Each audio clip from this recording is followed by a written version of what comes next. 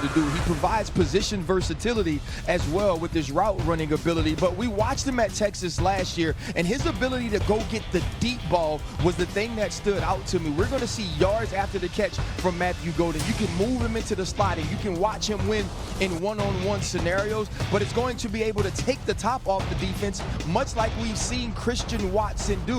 When you got a dude that can run 4-2, but also stop on the dime and get in and out of cuts, he's an absolute nightmare to match up with on the defensive side of the ball. You add him to what Matt LaFleur was able to do with Josh Jacobs last year in the run game, and he should be a big component to this play-action pass game that Jordan Love needs to implement and needs to use extremely well to take that next step on the quarterback tier. Cheese eater. I like that. So maybe Manchenko guy? Are you a feta guy?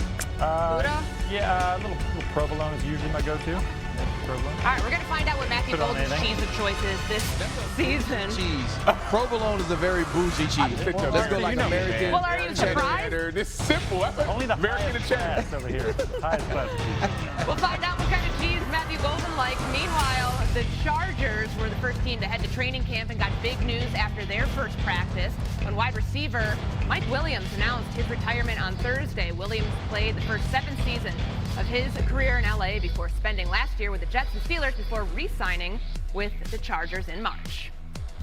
He's going to make a play, and when everything mattered the most, he was going to show up. That's what I'm going to remember most about him. It was an honor to play alongside him, to throw him the ball, and definitely heartbreaking, tough news to hear about, but we got his back no matter what. Thankfully, we've got a receiver room that continue to push each other. They compete, and they want to be the best, and thankfully we've got a lot of guys in that room that are going to go make plays. That was Chargers quarterback Justin Herbert. Certainly a blow for him in this offense. Mike Williams was a go-to target for the QB. So with him out of the picture, how does this affect the Chargers offense? It doesn't have zero concerns. He was a go-to target a few years ago, but last year he wasn't with the team. Last year, with this Jim Harbaugh and Greg Roman-led offense, it was really a run-first, a run-heavy type of offense. And yes, you had your star stud wide receiver, but what did they do? They drafted in the first last year, but they drafted in the first round of Marion Hampton. 2 years ago, they drafted Joe Alt, offensive lineman, in the first round. And so they want to be run-centric and run-focused. That's what Greg Roman was when he was with the Baltimore Ravens. That's what he was back in 2011 and 2014 when he was with Jim Harbaugh and the San Francisco 49ers. They're going to play defense. Chargers had a great defense. They're going to run the ball, and then obviously they have the accessory of the play action with an arm like Justin Herbert. So I have very little concern with this offense because they don't need multiple receivers. Last thing I'll say, when Jim Harbaugh got there, remember, which 2 receivers left? It was Keenan Allen. It was Mike Williams. They still had a chance to be successful. Hey, listen, Jim Harbaugh ain't worried nothing about y'all passing stats and these passing yards. Jim Harbaugh want to punch y'all in the mouth.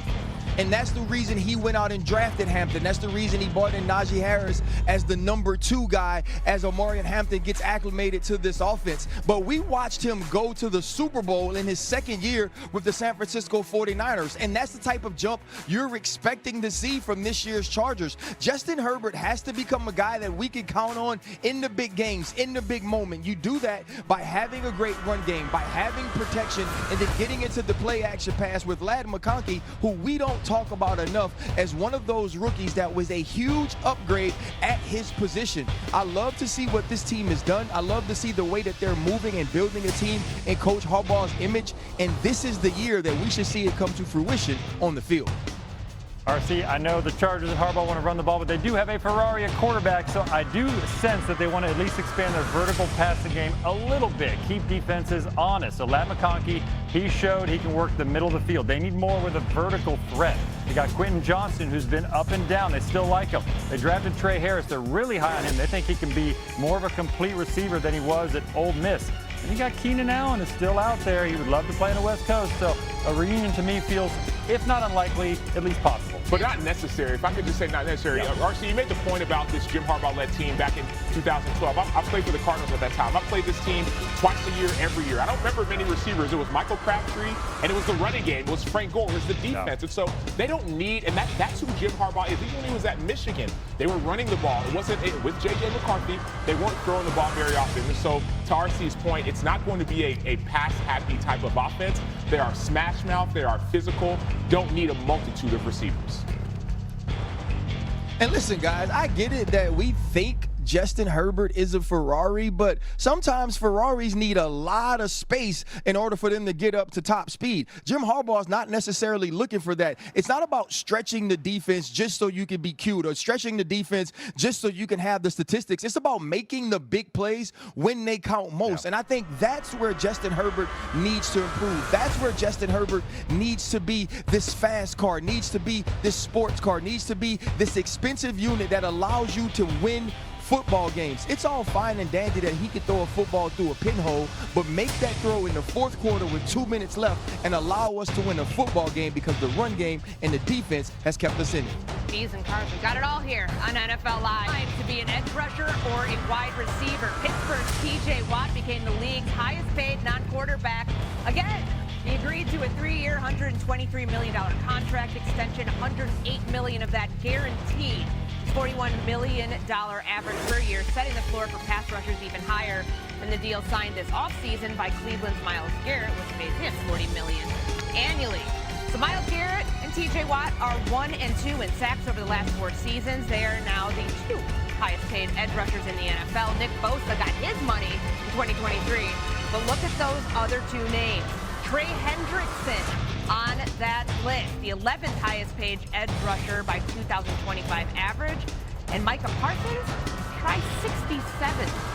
2 guys waiting on new contracts. Micah Parsons had this to say Wednesday regarding the recent contracts that just came through. Quote, "The numbers got nothing to do with mine, and my numbers ain't got nothing to do with them. Like, I'm younger than Hendrickson. I mean, Hutchinson's coming off an injury. Everyone's circumstances is completely different. Hutch is coming off his 3rd year. Usually guys wait 4 years, so it just all depends. What? I mean, he's up there with Myles, so you know it's different. Everyone's circumstances is different." All right, Jeremy. We turn our attention now to what this means for other guys in the league who are waiting to get paid. What does T.J. Watt's deal do for someone like Micah Parsons? Well, Micah Parsons is in his own category. He's right. That deal has nothing to do with him because he's 26 years old and he's already on a Reggie White-type Hall of Fame path. So he can pretty much get whatever he wants at this point within reason. Now, the Cowboys are dedicated to paying him, but they do appear to be slow playing this like they do with a lot of their deals. You saw CeeDee Lamb didn't get his extension till late August last year. Parsons knows the game, knows he might have to wait a little bit longer, but from what I've heard, his frustration is more like, hey, we have a chance to do something special. I want to get this in the rear view, move on with my team. They're not in that space just yet, but the Cowboys should try to get this done. Tyler Smith, one of the top guards in the league, they're going to try to pay him too. Listen, the Cowboys got to stop this, y'all. They got to stop with this contractual malpractice that they continue to do. It's not like the longer they wait, they don't sign people. Ezekiel Elliott years ago went to Cabo. He got his money. Dak Prescott got his money on the day of the first game. CeeDee Lamb became a receiver paid right under Justin Jefferson. It's not like they hold out, players get scared, and they get to sign them for less money. The money just keeps going up and higher for Micah Parsons. So let's get this deal done. Now, you look at where Micah Parsons is, and he's saying that their numbers are their numbers, and this doesn't have to do anything with me. Yes, it does, because David Mulligetta, Micah Parsons' agent, is going to point to T.J. Watt, and he's going to point to his age, and he's going to point to Myles Garrett, and he's going to point to his age and say, our guy is younger and he's just as productive. If you're Jerry Jones, you want to get this done as quickly as possible. So not only your best defensive player, but one of your best leaders is signed, happy, and ready to go as you embark on this new season with new head coach Brian Callahan. Jeremy, to RC's point, if Micah Parsons' agent is looking at the numbers and saying my client has a longer trajectory, he should be 26 years old. The number that T.J. Watt signed for, $41 million a year on an average. Like, what does that do to Micah Parsons' number? Is that potentially $43 million, $44 million? I mean, all the above. That's what it's going to be. There's no chance that he will take a number below T.J. Watt at this point. The stage is set for him, so waiting really benefited them. And the Cowboys seem willing to wait, maybe because they know we're going to talk about him for the next 8 months and they're going to stay in the storylines. But the price, as RC said, does go up, and it's problematic because he could put up 45 for all we know, and it would not shock at this point. Sometimes it takes until the 11th, 12th, 13th hour for the Cowboys to do business, but certainly feels like that deal will eventually get done. One that we're not so sure about, Acho, is Trey Hendrickson. So he's a name that we've heard this offseason, feels pretty contentious between the Bengals and their star pass rusher who had 17.5 sacks last season. How do these negotiations affect him? they absolutely helped him, and they hurt the Cincinnati Bengals. Trey Hendrickson is actually more productive than any other pass rusher over the last 2 seasons. 17.5 sacks last year. He had 17.5 sacks the year before. No one in the NFL has more sacks than Trey Hendrickson over the last 2 seasons. But now I would question this. I would say this. Okay, the Cincinnati Bengals had an opportunity to pay Jamar Chase, T. Higgins, and or Trey Hendrickson. They made their decision. They paid Jamar Chase and they paid T. Higgins. And all of a sudden, Trey Hendrickson is saying, okay, y'all decided on them. My number's not going lower. It's actually going to go higher. And so I don't see this playing out well for the Bengals, but I see it playing out well for Trey Hendrickson. Why? Because somebody, some other team, is going to be willing to pay him 42, 43, whatever he desires because of the production that he's putting forth. Yeah, Alcho, this one's complicated and sticky because the teams have been talking for a while. They resumed talks earlier in the summer. That's a good sign, but it has not gone anywhere. And he's a player that wants long-term commitments here. He's 30 years old. He's got one last crack at this. He doesn't want like a one-year deal at a high number like a Danielle Hunter did in Houston. He believes he's at least close to that group of TJ Watt and those guys. He doesn't expect a number that high, is my sense. He just wants something reasonable, commensurate with his skill set as one of the best sack masters in the NFL. The Bengals operate a little bit differently than Pittsburgh, where with Watt, they saw a legacy player that we have to get done. The Bengals could draw this out a little bit longer. They're hoping that training camp creates some urgency in the next week.